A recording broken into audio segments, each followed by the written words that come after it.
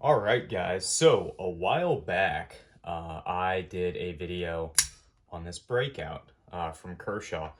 This was a knife that was produced in approximately 2010. It was discontinued, I want to say, after 2 or 3 years of production. And at the time that both of these knives came out, I was too young to obtain them. I was not yet 18. I think I was probably about 13 ish when I was first able to read about this in the, what did I do with it? The Spyderco catalog. Here it is.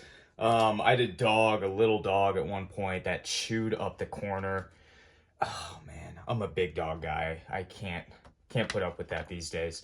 But I first saw it in this catalog. Let's see if I can find it. And here it is, the Citadel. And man, that is a cool looking knife. I just love the handle. I love the blade shape. It's almost like a sheep's foot, kind of, when you get it in person. Like with a very slight curvature. You can see I wanted it in black. And this one I wanted in black. I was not able to find it in black. But enough of pictures and talk. Let's take a look. So this guy is the 92 millimeter version. So that is approximately a 3.6 inch blade. It's very close to what a large Sabinza would be. And for size comparison, I thought, hey, why not do some things that we actually know? So we have a $5 bill, or any bill. We have some other knives, which due to the angle, we're gonna have some size discrepancies between how big they actually are, but you can see it's around the size of a PM2. And I don't know how many guys own these. This is my work knife these days, the Emerson Horseman.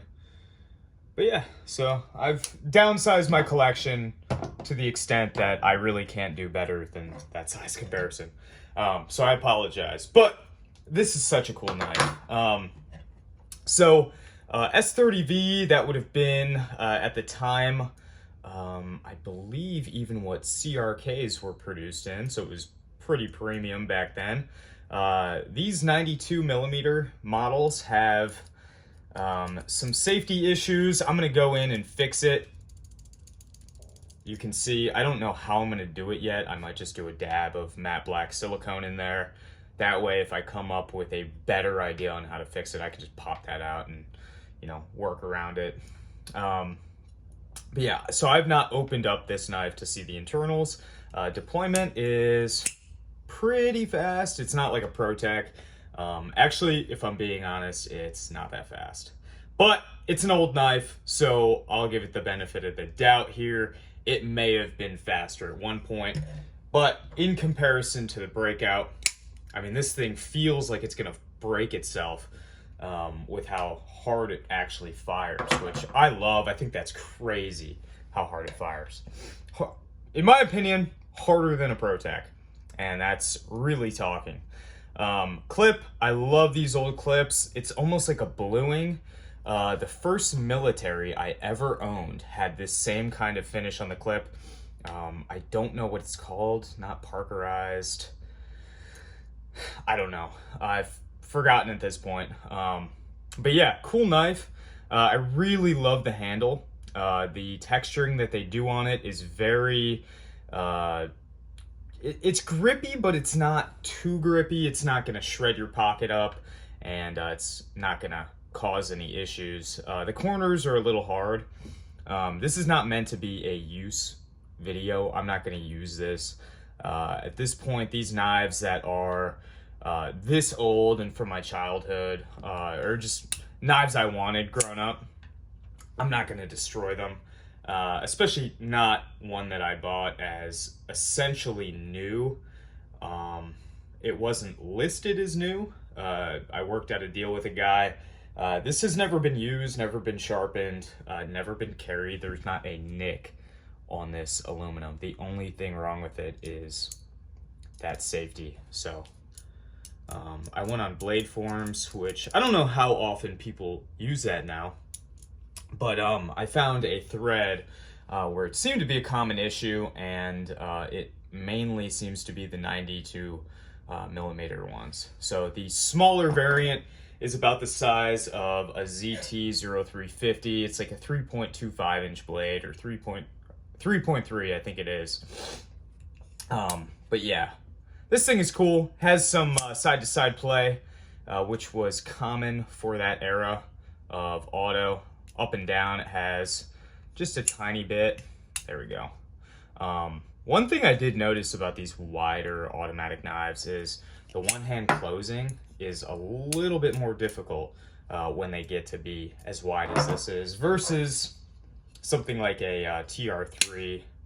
You know, you can just, even with a stronger spring, it's easier to close.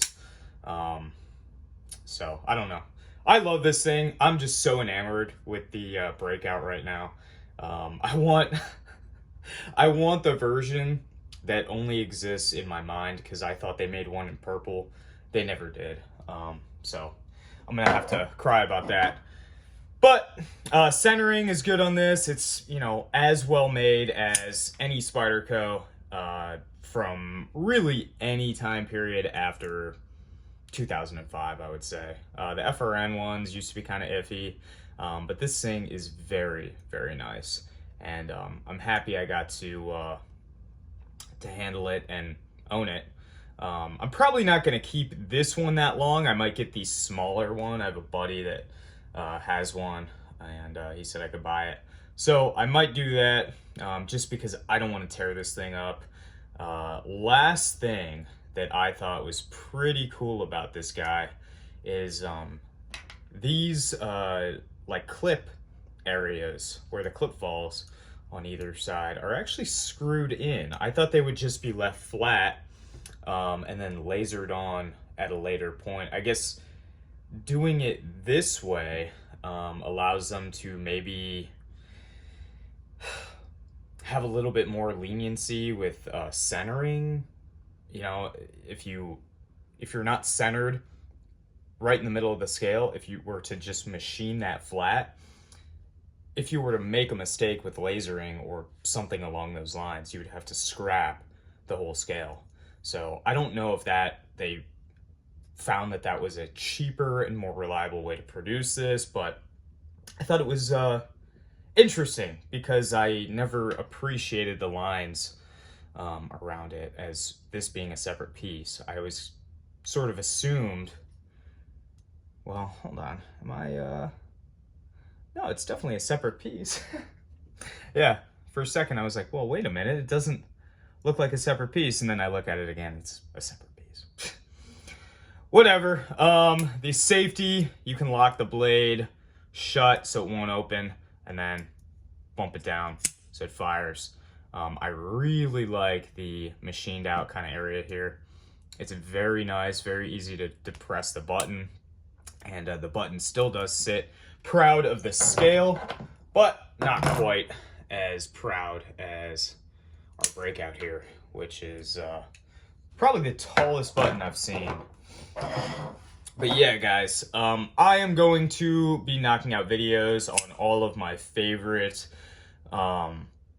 more vintage knives. I know 2010, 2009 is not vintage, but you know, it's in my opinion the golden era of a lot of these companies. So I'm going to try to get some of the older ZTs in and just do a fun series. And I don't know, I think I needed a change up and just didn't want to take everything so seriously. Sometimes it's fun to just pick up something that you've always wanted and not have to worry about putting it through paces or anything like that. So with that being said, I'm going to conclude the video there.